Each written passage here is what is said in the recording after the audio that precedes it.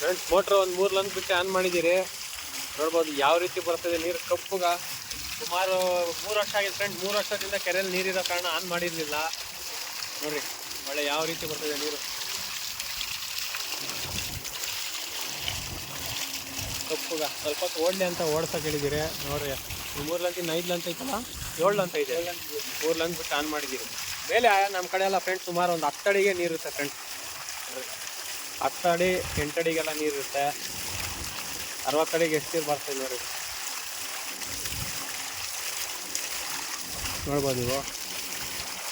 ಈ ರೀತಿ ಯಾರಿಗಾನ motor ಇಳಿಸ್ಬೇಕಂದ್ರೆ number ಇದೆ, ನಂಬರ್ಗೆ ಕಾಲ್ ಮಾಡಿ. ಕ್ಯಾಮ್ರಾ ಮಾಡಬೇಕಂದ್ರೆ ಕ್ಯಾಮ್ರಾ ನಂಬರ್ ಇದೆ, ಕಾಲ್ ಮಾಡಿ. ಫುಲ್ ವೀಡಿಯೋ ಕೊಡ್ತೀವಿ ನಿಮ್ಗೆ.